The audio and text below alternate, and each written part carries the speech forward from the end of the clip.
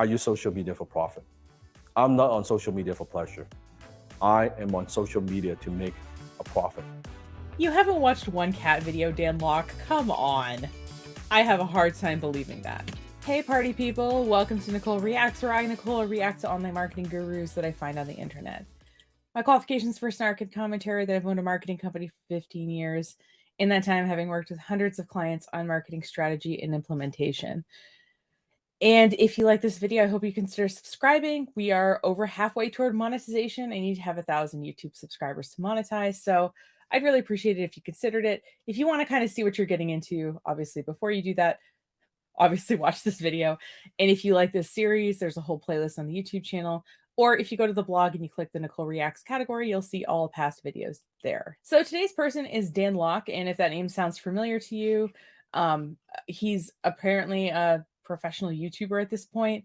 It's funny because one of the pages I was looking at about him said he has like 10 million YouTube subscribers. But when I try to go on YouTube and tell me if anyone else's browser is doing this, I use Google Chrome. It like cuts off how many subscribers you have, like right in the middle. But he has millions of YouTube subscribers and he talks a lot about business content. Let me read you some of the things about him, which I think will give a more full picture from various places on the internet. So he's 41 years old, so we're the same age. Well, that's fun.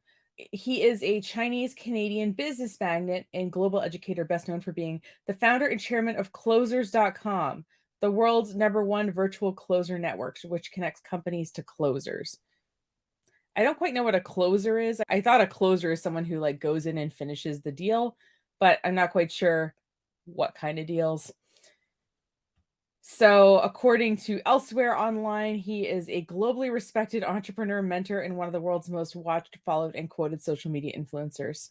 So I just like looked at what some of his popular quotes are. Here are some of them. It's no longer the big fish eating the small fish. It's the fast fish eating the slow fish. Social capital is a following of people who like you, trust you, support you, and are willing and capable of buying from you. Most people want to be entertained, not educated. So, marketing platitudes 101 here. And his Instagram bio says that he is king of high ticket. So it seems like he has some kind of consulting enterprise, and it seems like he also sells courses. If you watch these videos, you're like, are these all the same people? I mean, they're clearly not, but you know what I mean? They're all kind of doing the same things. They're talking to similar people. They even seem to have similar ideas. So if Dan Locke has talked about business, right, we can assume he's also talked about marketing, because most people who talk about business will at some point talk about marketing, and he definitely has extensively. And what I wanted to do was see what kind of content he had in his YouTube channel about social media marketing in particular, because that's kind of the trendy thing, right, about marketing. And it looks like he has some videos he uploaded about 4 years ago. And there's 3 of them that I want to watch. They're not necessarily like a series, but they kind of all go together.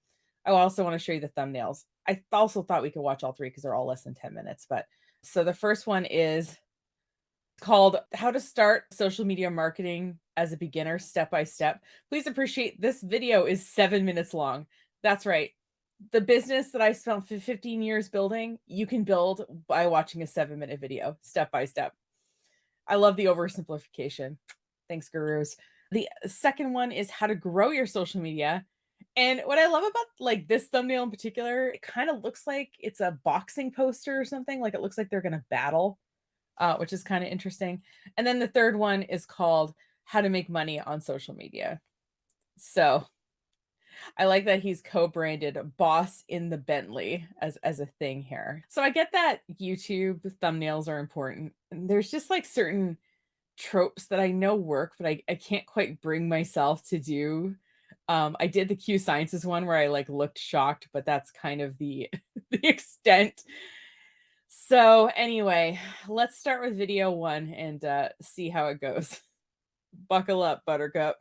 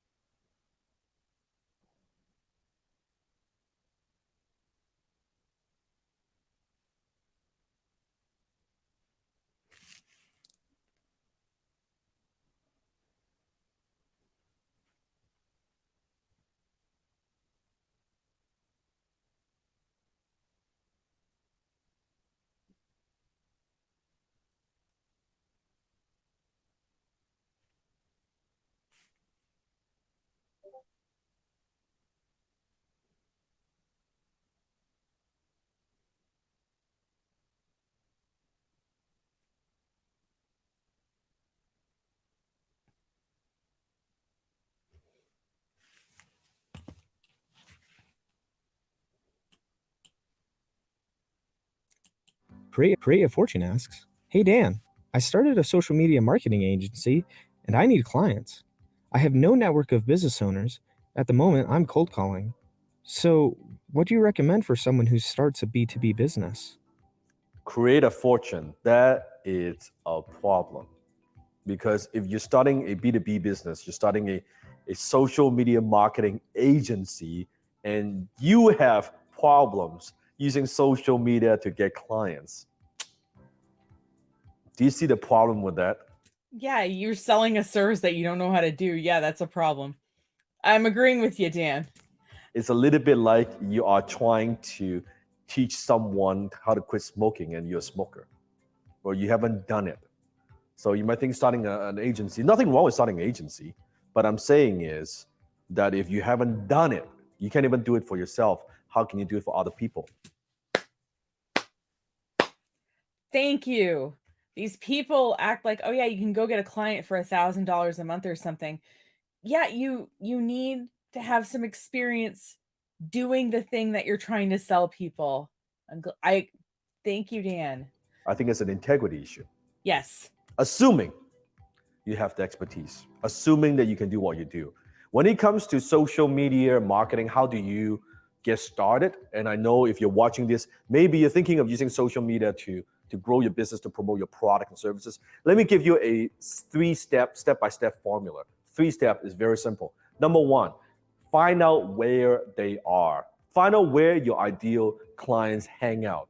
Where are they? Are they on LinkedIn? If you're selling B2B, I think LinkedIn is a very, very powerful platform because there are so many businesses on LinkedIn. If you're selling B2C, business to consumer, then maybe Instagram is the way to go, or Facebook is the way to go, or YouTube is the way to go, or Google Plus doesn't exist anymore. I get this as a stock graphic, but just in case you were wondering. or Snapchat or Twitter, whatever it is that you choose. But you want to, first of all, be very, very clear who are your ideal customers, who are your ideal prospects, and where do they hang out? Where are they out of this vast ocean of internet and this information highway? Where do they spend their time? We haven't heard it referred to as the information superhighway in a minute, have we? Figure out first, where are they hanging out? Find out where are they. And number two, you want to get in front of them. When I say get in front of them, is out of all these platforms, you want to just pick one. One of the worst things that you can do is try to get on all these platforms. It's literally not all or nothing, though. I think getting on one platform, the problem is if that platform changes at all, you're kind of screwed. So I think spreading risk across like 2 or 3 is good. For a lot of clients, we're maintaining 3 platforms. And what that does is, if something changes on Instagram and the algorithm starts getting buggy, we have the other 2, that kind of thing. So I recommend 3. I don't recommend doing them all either, but I don't recommend doing just one. That you got your Twitter, you got your Facebook, you got your YouTube, you got your Instagram, you got your LinkedIn. You try to do them all. When you try to do that, you will fail. Yeah, it's too much to start with. Yeah, definitely start with a few, but not one. 100%. Because each channel, each platform has its own uniqueness. You're going to need to market to that audience very differently. The way you talk to them is different. Unless, like me, you've grown to a point where you have a pretty big team to do all these things. When you're just getting started, just pick one. Just pick one. Maybe. Okay, we get it. Just pick one. My team is not much smaller than his. That's a smaller team than I would expect, to be honest with you, from him. Maybe it's YouTube, maybe it's Instagram, maybe it's LinkedIn. Just pick one platform and you focus on that platform, and you focus on just mastering and understanding that platform, and you learn everything you possibly could about that one platform. And as you do your marketing, as you create content, as you add value, you will learn. You get feedback from the marketplace. Is this working? Right? Then you can improve from there. Every single course, let's say you want to learn about Instagram, you want to master Instagram, you want to market on Instagram, get every damn program course that you could, read every damn book that you could on just that, on Instagram, and you master that, and you implement the ideas, and you go back, implement, and you reflect, learn from it, and you implement. That's how you get going with social media marketing. Don't try to do them all, right? Jack of all trades, master of none. let's finish the phrase, but still is much better than the master of one. That's how that saying ends. Jack of all trades, master of none is still much better than the master of one. It's something like that. So it's literally the opposite of what everyone attributes this phrase to. Number 3, it is so simple. You sell them something. What? That's right. You fucking sell them something. You need to sell something in exchange of money. Dan, you're getting forceful with your language. You can't just have social media following and hope that maybe someday that will turn into money. I have a friend. I'm trying to figure out what kind of shoes he's wearing. They look like slippers. They look comfortable. I wonder if they're like fur lined or something, like fuzzy. Ooh. Friend of mine. I won't name any name.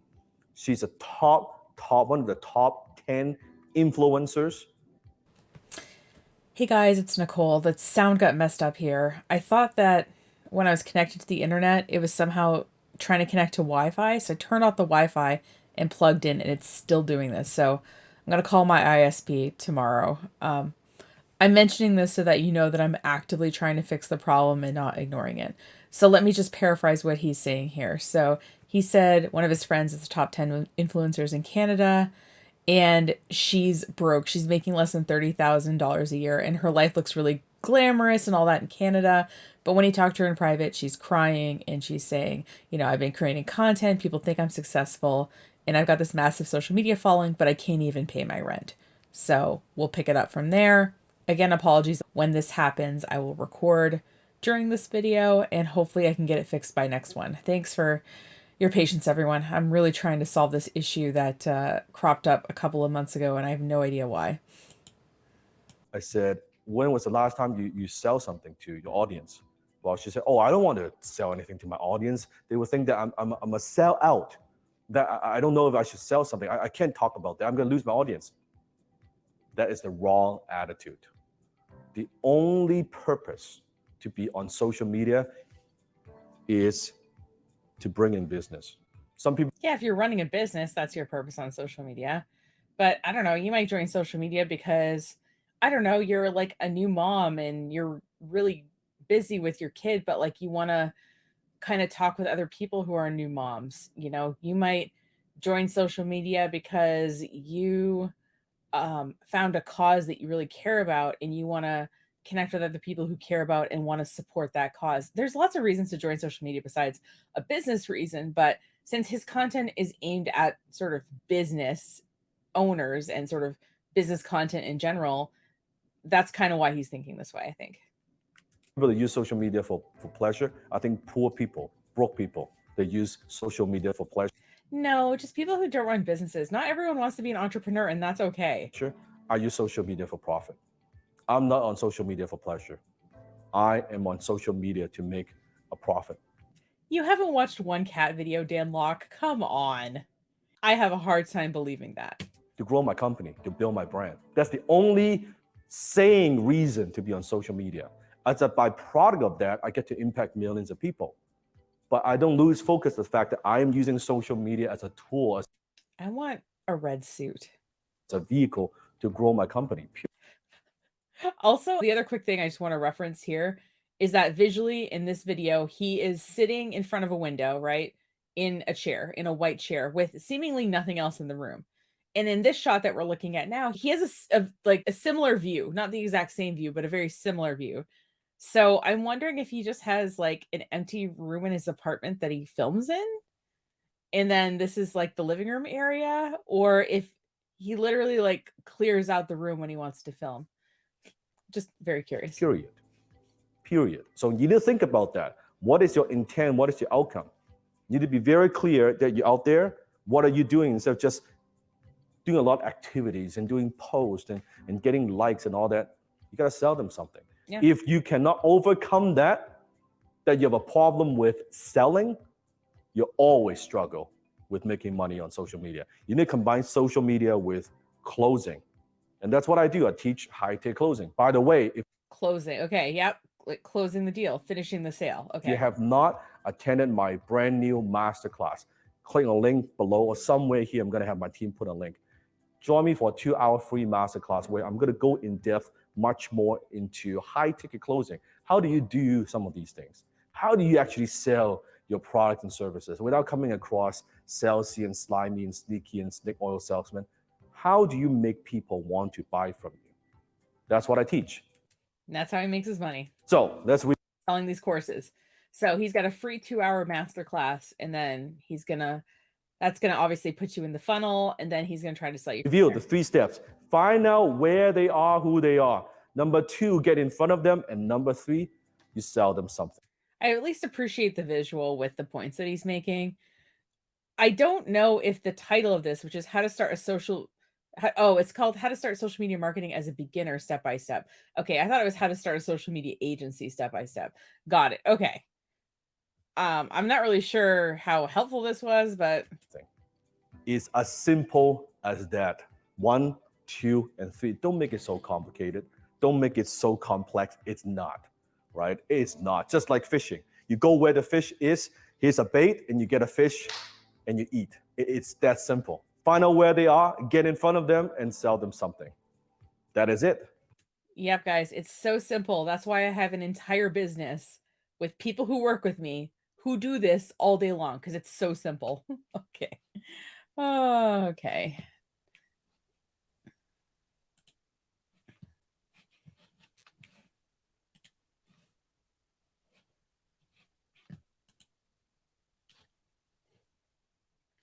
All right, so I misread the title in that video. I thought it was sort of like the Kevin David video, which I'll link in the show notes if you want to go watch, where he talks about how to start an SMMA, social media marketing agency, which I later learned in the Ty Lopez video is a term that he coined. So Kevin David is like a Ty Lopez ripoff, essentially. I'll link to both of those videos in case you want to watch them. But I thought this video was going to be more like that, but just in a more sped up fashion. But it's just general how to use social media. Okay, let's go on to the other 2 videos. They're a little bit more sort of advanced. So this one is called How to Grow Your Social Media. So assuming that you know how to use social media, how to grow it, we'll see. It looks like, just as a remind, the this is the thumbnail. It looks like these 2 are going head to head, but based on the content of this last video, it looks like this other guy works for him.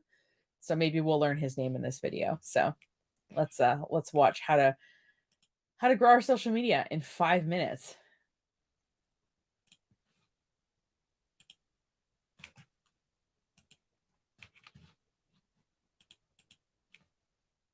How do you grow your social media? My name is Desmond Soon. I'm Dan Locke's executive director. I'm also his director of social media. I've been. Oh my God, the sound is garbage. It's very echoey. I don't know why it has to be, but very blessed to have this man as my mentor. And today he actually asked me on the spot just to jump on and record a video just for you. I love that he just shows up at work dressed like this. And Dan Locke is like, hey, do you want to go on video? And he's like, I'm camera ready. I would love to be told ahead of time if I'm going to be on camera personally, but. So we'll be getting so many questions about. Also, they're in matching jackets. Do they just wear matching outfits to work in case they're going to go on video? I don't know. I think this video might have been pre-planned. Dan, how to grow your social media. We see you blowing up on social media. What are some of the things that you do? Well, we do many, many things. I don't know if there's one thing, but let's see, bring Desmond on and see if today we can give you a couple of key strategies that you could use to grow your social media. Because a lot of people, they think, with social media, I just need to get attention, yes. Right? You heard this before. I just need to get a lot of attention, man. You need a lot of exposure. Well, it's not just getting attention, because although attention is the new currency, yes, but we need the right kind of attention. So first of all, his audio is garbage too. I don't know if the lapel mic is not actually the audio input, or if he's just in an echoey room. It looks like there's billiard cues in the background. So I don't know if they're like in a pool room or a billiard, like in a room with a billiard table. You would think that room would be kind of like, since there's a big piece of furniture with felt on it, that it would be a little bit more softening, a little bit less echoey, but I don't know. Example, you can go out there right now and run around naked. Guess what? You will get a lot of attention. But I don't know if that's the right kind of attention that you want. You want the right kind of attention from the right prospects and customers. That would be really painful. It's really cold outside to run around naked. Right? So knowing that you need to be very precise, taking a much more a sniper approach versus a shotgun approach. So if you're a local business, you may not need that 100,000 followers. No. If you're local business working with a local market, maybe you only need a few thousand followers, a few thousand true fans. Maybe not even that. I wrote a blog post, which maybe I'll link to in the show notes, about how my theory was if you're a certain kind of business, you only need a couple hundred people, really. Like, you don't need infinite customers. I've been in business 15 years, and I think there's 400 companies in our QuickBooks system, some of whom I haven't dealt with in a long time. You know, some people who I deal with very, very regularly, and some people who I deal with occasionally. But yeah, I've seemed to have been able to keep a business going with just a few hundred clients. So Who love your work, who appreciate what you do, that's all you need, right? Yes. And another question I get all the time, Dan, is do I start with YouTube? Do I go with Facebook? Do I go with Instagram? Do I Snapchat? Do I do LinkedIn, Twitter? Which one do we do? Mhm. I know that from day one, I think a lot of people see this big. I mean, we've grown into a big organization. Yeah. We have about 20 dedicated members on the social media team now. Yeah. But I remember the days not too long ago where it was just you and I. okay, so that previous video where it showed his team, that was just like he's the executive, whatever, director of social media, and the other people might just be leadership positions in the company. Okay, that makes more sense. I was like, the fact that Dan Lok makes probably a ton more money than I do and only had like 10 team members in that video seemed odd, but this makes a lot more sense. This is what I'm guessing he's gonna say. He could say that it depends, right? Which social network to join, which is valid. But he could also say, listen, you know, YouTube is the second biggest search engine after Google. In terms of content that lasts a long time after you put it out, YouTube is it. You know, you put out a tweet on Twitter or a post on Facebook, and within a few hours, the reach starts to go down. I'll see if I can find a graph and put it on the screen if I do find a graph that sort of shows the lifespan of content. And YouTube videos have among the highest lifespan of content. So you can make content and have people run into it years from now based on a search or based on a recommended video or something like that. So I would say that if you're going to do one, I think YouTube would be a good one to do for most people. Or it's just you. Just me. And then you brought me on. Yeah, this first one, and the second one, the third one, the fourth one, right? And you doubled down on YouTube. Yeah. And why was that? Why did you choose YouTube? I think first of all, you need to know where your audience is, right? If you're more a B2B kind of person, that's what you sell B2B, then maybe LinkedIn is a better platform. Yeah. If you're selling B2C and it's like a lower ticket item, then maybe Instagram is the way to go. Yeah, but people also sell like $2 million houses on Instagram too. I don't think it's necessarily for low ticket product offers, but there is a lot more kind of e-commerce sort of built into Instagram, especially lately now that they've added Instagram live shopping, where like you can be talking about a product and you can put a link to it on the screen where people can buy. The kicker with that is, if you're thinking about doing that, is that you have to use Instagram/Facebook/Meta as the payment processor. And I believe that they take like 5% instead of, you know, your normal credit card processor, which probably takes less than that. So it might be worth considering, but you will have to use them as a payment processor to use that feature, at least for now, as I'm recording this in March of 2023. Where you can showcase what you do, let's say jewelry, for example, you know, or watches or whatever, showcase what you do very well on Instagram visually, right? Or more of a millennial crowd. There you go. Are on Instagram a lot There more. you go. Yeah, but they're also on YouTube, right? I was reading one of the trade publications I subscribe to was talking about how these streaming services like, you know, Peacock and Disney and all these sort of networks that are trying to have their own streaming service are struggling because most Gen Z is watching their video on YouTube. So I think that the younger generation is also on YouTube. They are on Instagram too. I'm not saying they're not, but I think they're also on YouTube. There you go, right? Or fitness, Instagram, absolutely, right? Yeah. Now, on the other hand, if you are comfortable in front of the camera, I think you need to take that into consideration, that what is your natural strength, right? I happen to love talking to people like this, connecting because of my speaking background. So this comes relatively easy. I shouldn't say easy because that also takes a lot of It training. took time. I remember took when time. it used to take a lot of takes. Yes. It took a lot of time. But this, once I get used to it, I think is great. Yeah, it takes everyone time to get used to being on camera, to like making eye contact with the camera, to not say a bunch of filler words. I know I still catch myself saying and like. I'm not saying I don't do that, but I've gotten a lot better. I mean, you can go watch videos from 10 years ago on this channel and you'll see what I mean. But yeah, the only reason that you're going to get better at it is if you do it. So if you're comfortable being on video or like the idea of video content and you know the algorithms are prioritizing it, I say if you're comfortable in video, get on video. I think that's going to work really well for your business. And another thing about video that why I love YouTube so much is you can then multi-purpose your content. Repurpose, we call it repurpose. Yeah. So let's say if you are a blog, right? You have a blogger and you just do your text, you have a written article. That's nice. Yes. But that's just one thing, right? And you are posting on your blog and you're getting the Google traffic, SEO, search engine optimization. That's cool. But let's say you have a piece of content that's a video like this, okay? So let's say you create the video piece. Yes. If you want, you have that video piece and you can edit the video piece and you can also share that on Facebook.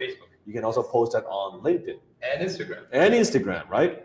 It would be great, like if you showed an example, like, okay, here's a long format video I recorded. Here's a screenshot of it, not like play the whole video or anything. Okay, and then here's like a post we did on Facebook and here's a post we did on Instagram, and sort of show the differences of how he repurposes the content. I think that would be really helpful. Yes. Slightly different. You got to modify slightly, but you can repurpose it. Or then you can also rip the audio and post it to your podcast if you want. Transcribe it, turn it into the blog. Transcribe it, turn it into a blog post, an article, right? And then from the article, you can also still embed on your blog and have the video there, have the audio there if you don't want to subscribe to your podcast. So it's like you're killing multiple birds with one stone, right? That is very powerful way of doing it because not everybody's got a team of 20 people. Not maybe just starting with a one-person operation. And you want it as effective as possible, get it out there to get the right attention. I think that's a very good way of doing it. And you can only do that with video. Yes. You cannot do that with just audio. Audio you could, but you don't get the video benefit, right? Yeah, or you can use like a service like Descript and you can do like the magic captions. You can do, I don't know, overlay. You can do it like an overlay of a singular image like I did with the No Shame Sales Game audio that I reacted to. You know, so I could upload it to YouTube, I had to make it a video. So I just put a still image and upload it and called it good. So you can totally do that as well. But yeah, it is a little bit easier if you start with video. It does give you more options. I wanted to do a poll to find out because I know Dan's thinking about this right now about maybe, if there's enough interest, you are going to show people how to maybe grow their YouTube audience or maybe grow their Facebook audience or their Instagram. So click on the I button above there. We're going to have a poll. Fill up which one would you like to learn most? Yes. And tell us why. And if we get enough responses, we may just make more videos in this series for you. Exactly. With that being said, we'll see you in the next video. I will say their end screen, they do it really well. I'm trying to figure out like, if I hit the I don't see anything. I'm wondering if it's because the poll is done. I'm guessing that the poll went away. It was 4 years ago. So let's watch the final video about how to make money on social media. So far, it's just been general marketing platitudes. Like I haven't really learned anything except video is best. Repurpose your content. Choose one platform, but maybe make it a video platform. And, find out where your customers hang out and be there. That's like what we've learned so far. Like this is all stuff you've known if you've consumed even one marketing article in your entire life, like you probably know this. So let's see if the making money on social media part might be the most advanced topic. So hopefully we'll learn something there. So real quick before I go in, I'm looking and I see that he has 4.53 million subscribers. So it is less than 10 million, but I'm wondering if when they counted it, they were spreading out the followers across all social media. Like he has 1.8 million on Instagram. So if you combine 1.8 million with the 4.5 million on YouTube with the, however many million on Facebook, I'm wondering if it all adds up to 10 kind of thing. But anyway, all right. How do you make money on social media? How do you make money with social media? I love that he's doing this from the car. He's like, I'm busy. Oh, I know why we're in the car. Boss in the Bentley.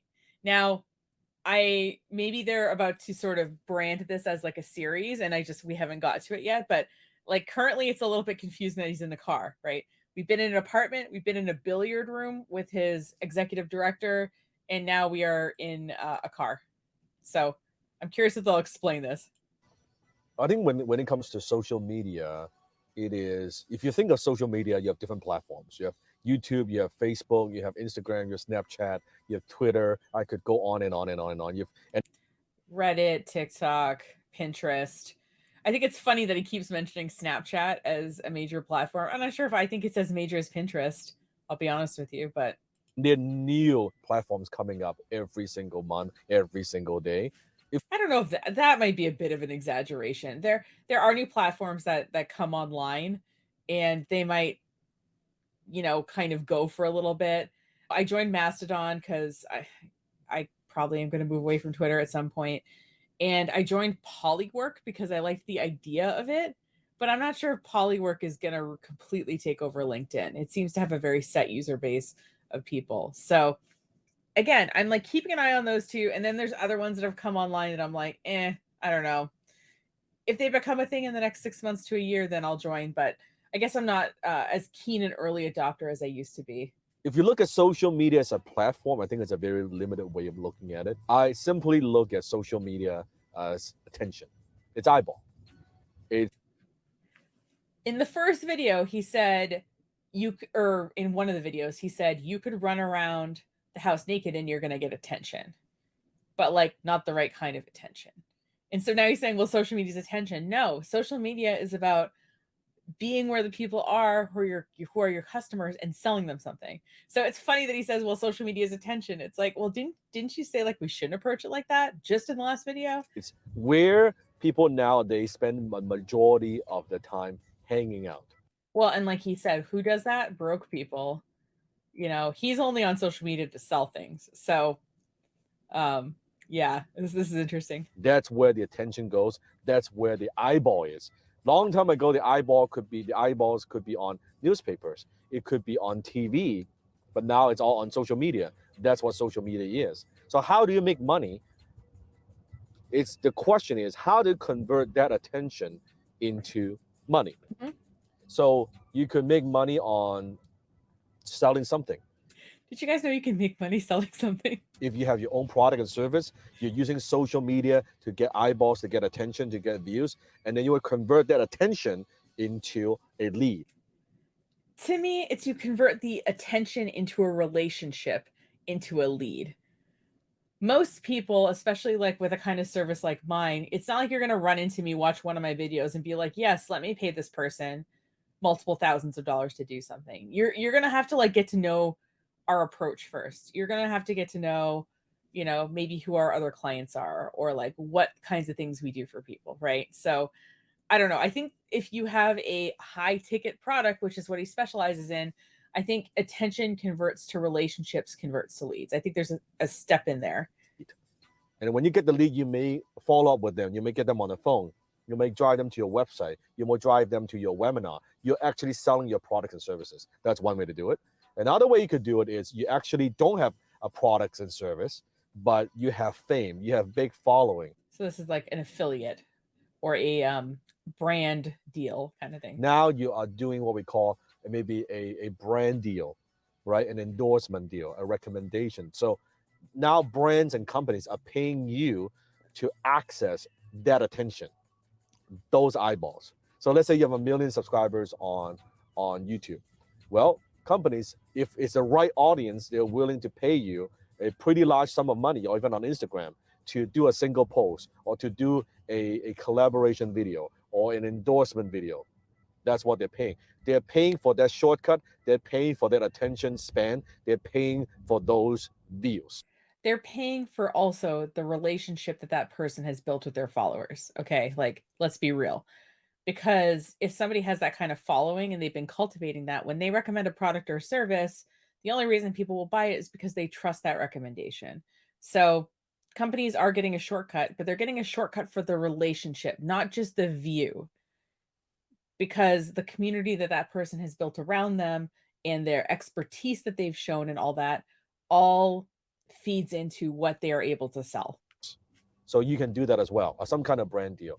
Or you can also do some kind of collaboration where you are promoting maybe other people's products and services. It could be an affiliate marketing deal that you have got the attention and you're promoting other people's offers. I wonder if he's going to address MLMs here. I'll be curious. You can make money that way too. But when it comes to social media, Okay, it's not. there are many, many ways to make money. And it is nowadays, the line between social media and marketing is very blurry. Why is there a line? Social media is a kind of marketing. Why is there a line between them necessarily? Social media is a tool for marketing. Like newspaper ads are a tool for marketing, or like TV ads or email marketing, you know. So these are all like tools that people use. I'm not really sure why there's a line there. But the other thing that I'm wondering if he's going to mention is that you can monetize your content, right? Like what I'm trying to do, getting 1,000 YouTube subscribers. I'm trying to create a library of content that will make money over time. And so I can build on that content even more, right? So I'm not getting paid by Dan Locke, obviously, to do this video. I'm not getting paid by anyone to do this video. I'm putting it out there and hoping that it finds the right people who like my content. And in being able to have an advertiser supported channel, I'll be able to get paid, which will allow me time to create more content. So what I hope is that people, you know, decide to follow me for the content part. But he hasn't talked about making content for content's sake. So I'm curious if he does do that. It's not so much, oh, I do offline marketing or I do direct mail. Remember direct mail? Or I do TV marketing, or I do Facebook marketing. It's social media. It's marketing. Okay, but here's the thing: like, direct mail does work for some people. TV commercials do work for some people. If TV commercials didn't work, why do companies buy them? Like, wouldn't companies say, oh, we're spending all this money in TV commercials, we're not getting any customers from it? Wouldn't a boardroom of smart people look at that and say, oh, we're not going to spend money on that anymore? Obviously, different things work for different kinds of companies. So I don't think you should throw out offline marketing in, you know, outright. I think what we have to do is we have to look at what the options are and look at the business goals and figure out what makes sense and try what we think makes sense. And it's usually a group of things. It's not usually just one thing that you do for marketing that blows everything up. It's usually a combination. Because all these other channels, it could be offline channels, their attention is more and more difficult to get attention from the customers. How many hours most people spend on the phone? People are watching more YouTube videos than watching TV. People are reading more Facebook posts and news versus reading newspapers. So I have a client, they're a retail business, and they were like, Nicole, we want to do newspaper stuff. First of all, we want to support the local paper, but also we have people come in who say, oh, I saw your thing in the paper. And what we ended up doing when I talked to them is we looked at their budget and I said, listen, rather than taking out like a bunch of small ads, why don't you do like a quarter page or half page ad like once a month or something? Why not do like a big ad once in a while? And that way people are going to see it. You can feature more of your products and you'll have like more space to work with. And so they're going to do that this year. They're opening a second location and they're working with the newspaper, you know, saying, oh, you know, week 1 for this location, week 2 for this location, and sort of dividing it up between the 2 locations. So they're figuring that out now. And if that's going to work, to me, if the newspaper is getting sent the creative, I don't think that they necessarily care, right? Like if I buy an ad space and I'm the one sending in the creative, they don't care as long as it's not indecent, right? Like whether the creative says that, okay, this week it's going to be promoting Anchor Space, the co-working space, and this week it's going to be promoting Breaking Even Communications, the marketing company. I would get them not wanting to pay their staff to redesign an ad every week necessarily. But if I was the one sending it in and it fits their sort of content standards, I don't think that they're going to care. So in some cases, newspaper ads do work. And then for this client, they're like, yeah, these ads do work for us. And I suggested a way that I thought they might work better. And so we're going to try that this year. So like, I guess stay tuned for that. But point being is like, you don't need to dismiss channels outright necessarily. I think it is important if you're going to be effective at marketing to have an open mind. And you can't sell to them if they're not paying attention to you. Before they can spend money with you, they need to know you. And they won't, if they don't even know you exist, they're not even paying attention to you. It's very difficult to do anything to make a sale. Yeah. I think they think of social media is like, hey, as long as I get attention, I'll make money. Or let me build a following, then I will make money. It is fucking wrong. I always ask people, if let's say you're building your Instagram followers, if you're not making money with 20,000 people, what makes you'll make money? What makes you think you make money with 40,000 people? I agree. Or 60,000 followers? Yeah, and like if you look at my Instagram account, I think my business account has under 1,000 followers on Instagram. And like, you know, we're a business, so yeah, just because you have more followers does not mean you make more money. I agree with him here. Because you cannot multiply zero. You don't suddenly get to a point, hey, I like that. Yeah, if you're making zero money and you double it, if you multiply it by zero, it's still zero. Yeah, I agree with Dan Locke here. I have not been making money throughout the whole journey. Suddenly, when I have 100,000 people, you'll make money? Just think about it. It makes no sense. Well, okay, it does make sense. It does make sense for two reasons. Number one, it makes sense if that threshold allows you to get certain kinds of brand deals. Sometimes certain, I think, brands or whatever are looking for a certain follower count. So if you reach, I don't know, a certain milestone, maybe you just have more options in that respect. And then the other reason that it would make you more money is if you were monetizing your content. So for example, minimum of 1,000 on YouTube to be able to monetize the channel. But as the channel grows and you have more subscribers or more viewers, then the amount of money you make on ad revenue will grow, right? I'm just saying, like, those are two instances where like your follower count does make a difference. But I mostly agree with him, which is that like, just, you know, because you have a lot of followers does not mean you're making money. So you need to have a solid business model. You need to have an offer that converts. You need to have product and services that people actually are willing to spend money on before you get those attention. Because if your stuff sucks, more attention to something that's lousy, that is not gonna make you rich. That's not gonna make you money. I mean, just to be clear, just because you have a small audience does not mean your content isn't good.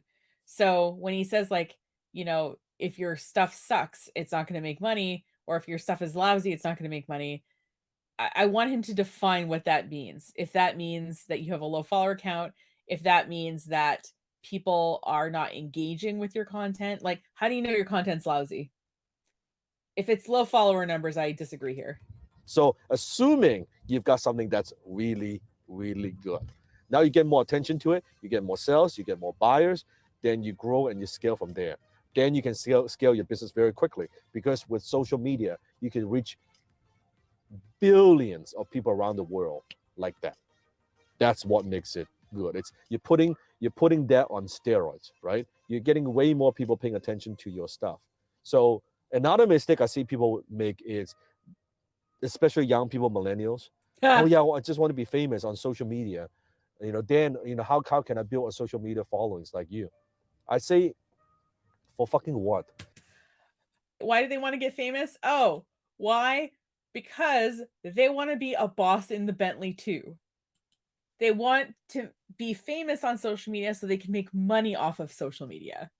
Okay? Like that's what they want. They want a shiny red suit on a stage. They want a pretty wife or husband. They want to look in their bank account and not worry how they're going to pay for rent. They want to be able to buy their parents a house. They want to be able to like run a successful business and be respected as like, I don't know, a content creator or, you know, whatever it is that they want to create in, right? There's so many reasons that they want to be famous on social media. And when these people who are successful are like, oh, you want what I have? Why? Dude, look at your life. That's what they want, something like that. That's for fucking what? God. I mean, fucking, you're so young. You don't have enough experience. You've got no substance yet. You've no substance. Okay, I'm just really curious when Dan. Hold on, I gotta look something up.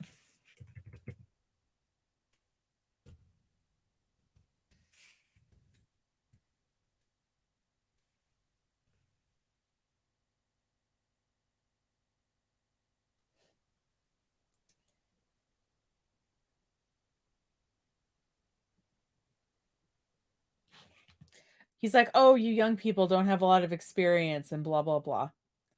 Let's read this little citation from Entrepreneur Magazine, an article about Dan Lok here. He failed 13 business ventures over 3 years. Okay, so I'm guessing he had some money to start. I'm guessing that money came from somebody who wasn't him. Okay, I'm making some assumptions here, but let's read the sentence. Lok invested the profits from his online business into real estate and became a millionaire at age 27. So he's telling young people watching his video right now who want to be social media famous like him that they're young and inexperienced. But he had enough time to fail at 13 businesses, invest money in real estate, and have that investment make money so that he could be a millionaire by the time he was 27. So the people he's talking to now who don't have enough experience and shouldn't want what he has, he had that at their age. Okay. All right. So Dan, I'm just going to rewind this, okay, so that we can rehear him saying that. You know, Dan, you know, how can I build a social media followings like you? I say, for fucking what? I mean, fucking, you're so young, you don't have enough experience, you've got no substance yet. If you have no substance, building that, getting more attention, that doesn't do anything. I guess unless you're Dan Lok and can fail at 13 businesses, make money at an online business, invest the money in real estate, and have time for that to appreciate by the time you turn 27 for you to be a millionaire. Unless you want to be Justin Bieber or something, you're in the entertainment industry. That's a different story. But for most people, fuck, you're like a young dude. Yeah, a lot of people want to be Justin Bieber. They want to have a music career. They want to be able to take their creativity and monetize it. They want to be paid for their art. I think most people are not expecting to be Justin Bieber. Okay. I think most people probably want to make a living wage doing the thing that they love, whether it's music or, performance art, or whether it's, painting or whatever creative pursuit it is. They just want to make enough money so that they can live. And I think they probably want to be respected by fellow artists in their field, right? And, if it takes off to Justin Bieber level money, I don't think they're going to be mad about it, but I don't think anyone's expecting that. A young guy, a young girl, just that's not how you build a long-term business. You might make a little bit of business, a little bit of money short term, but you're not going to have success long term. How do you know that though? Like we don't know that. And it's really hard to say how many people are successful, right? Because it's not like everybody comes out of the gate and registers like, okay, I want to be a professional musician. And then we have an official count 10 years later and see how many of them are making money. We don't have a percentage success rate here. So we don't actually know. You need to have depth. You need to have substance. Do you though? It's like, oh, Dan, I want to build a personal brand. You're fucking 19 years old. Okay. He just said, you're fucking 19 years old. Do you want to guess how old Dan Lok was when he started his first business? 20. Yep, he was 20 years old. You're fucking 19. Well, I guess you just got to wait another year in Dan Lok's world, and then you can do what he does. My God, these people. A brand on what? You can't even you don't know anything yet. Build a brand on what? Yeah, and I guess you're going to learn a lot the next year, because when you're 20, I guess he's going to be okay with you opening your own business, because that's how old he was when he started.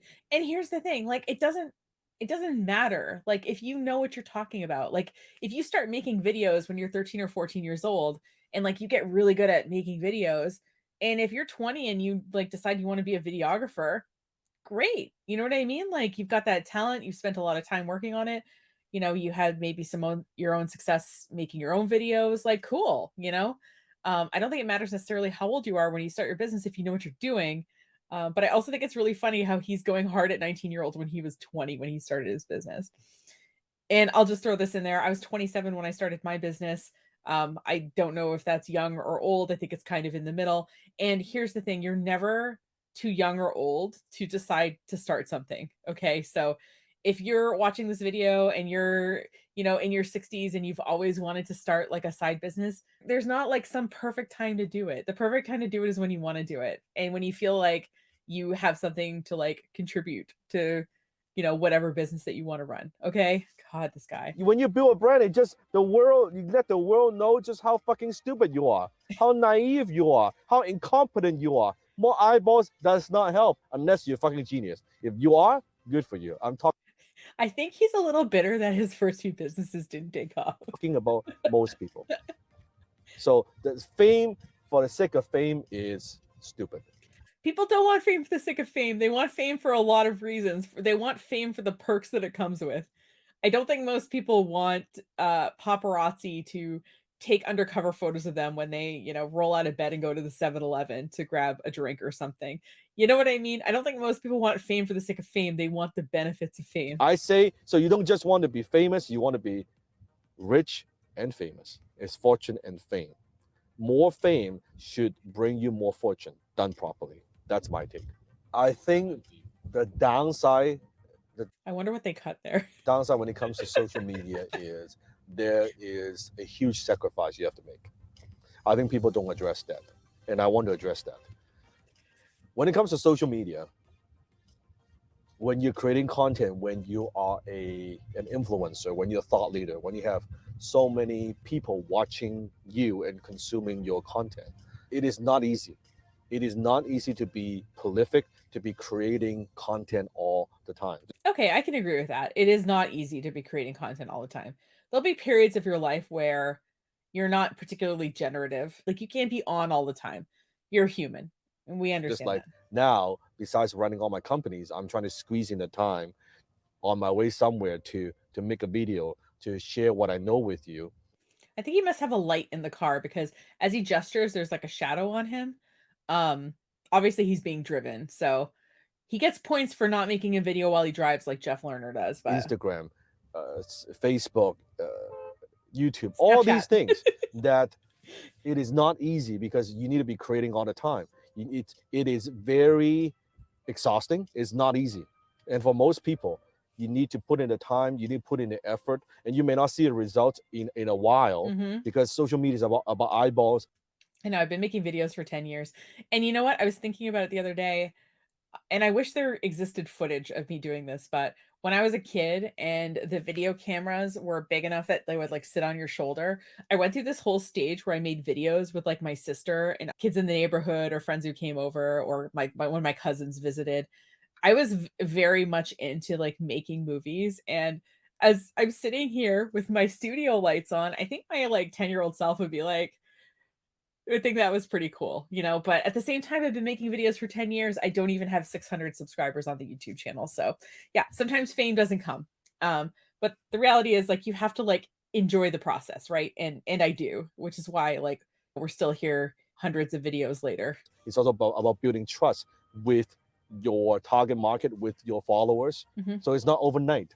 Yeah. It's not an overnight success. Nobody expects it to be, it's like, I've never met one person who was like, wow, I did this for 3 weeks and I'm not famous yet. Like, mostly it's like people like me who are like, well, I've been doing this for 10 years.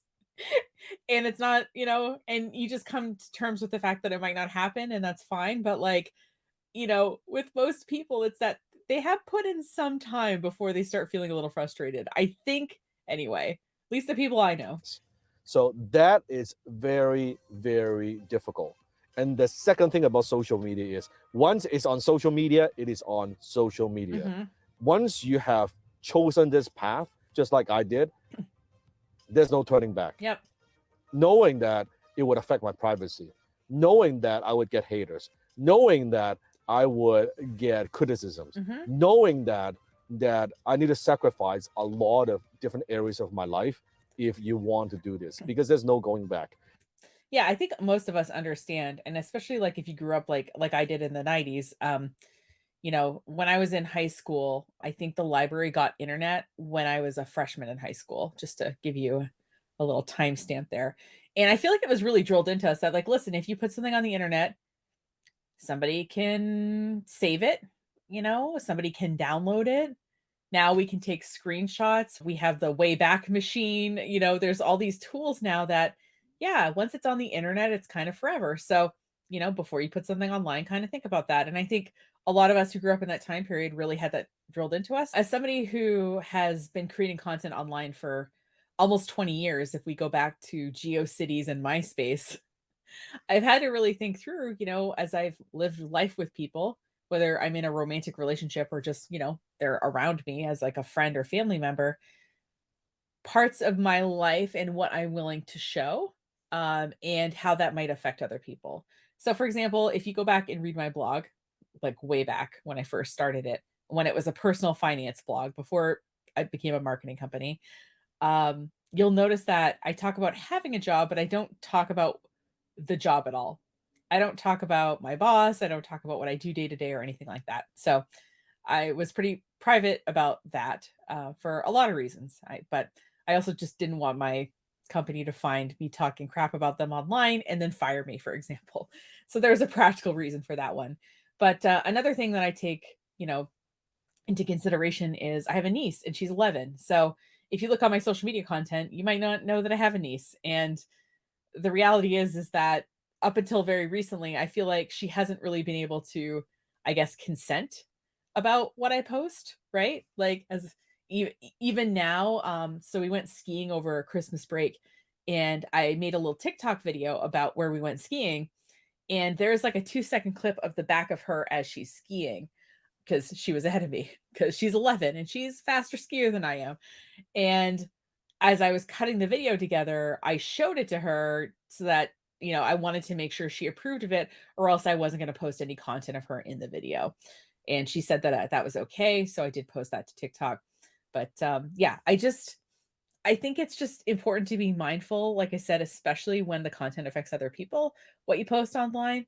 And I'm the kind of person where if we're out and I take an Instagram picture, I will ask you if it's okay to post it and if I can tag you.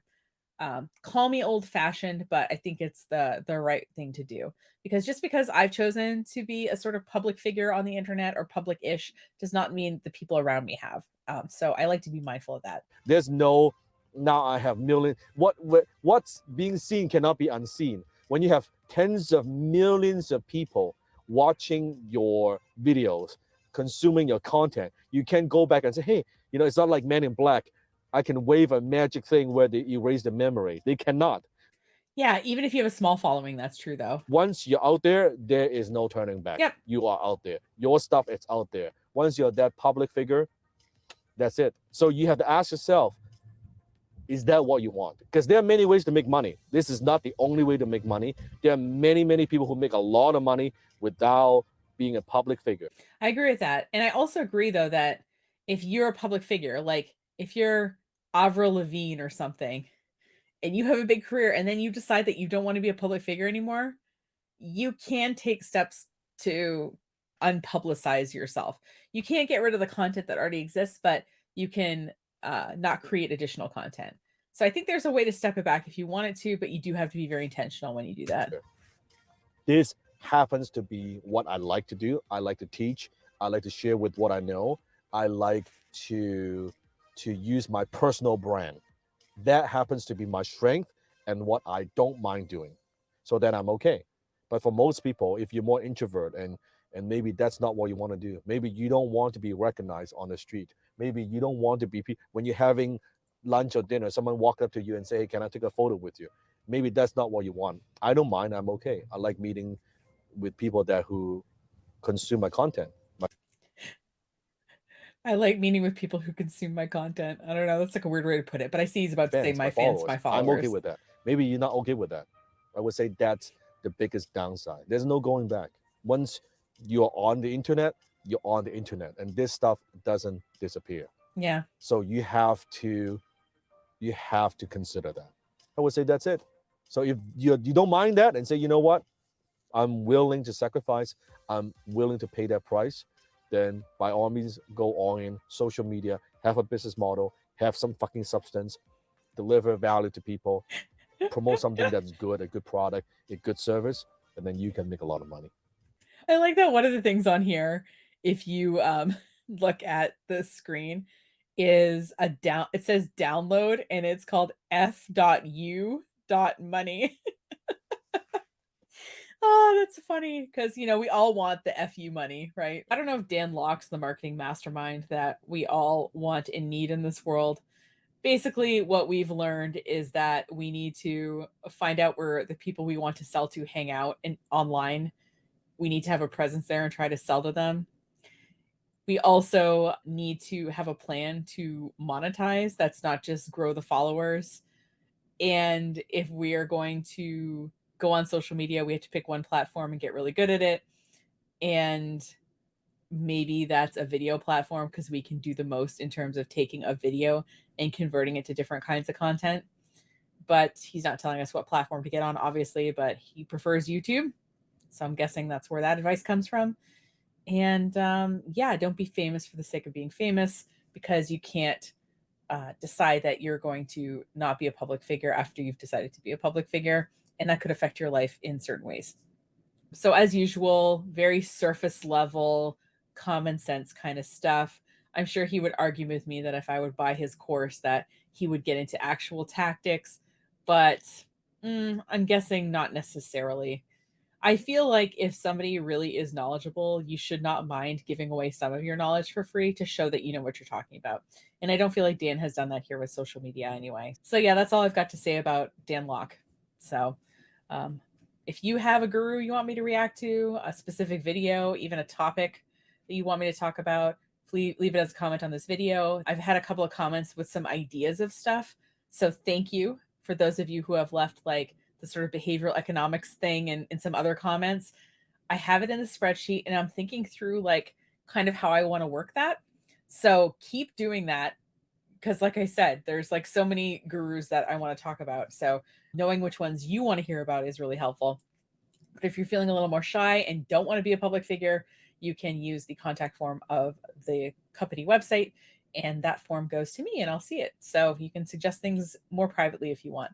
And if you want to lightly keep in touch, a good way to do that is, besides subscribing to the channel, is we have a monthly email newsletter. If you go to the page on the website, you'll see some samples of the monthly email newsletter so that you know like kind of what you're getting into before you sign up. And that's all I've got. So thanks so much for watching. Have a great rest of your day, and I will see you next time. Take care.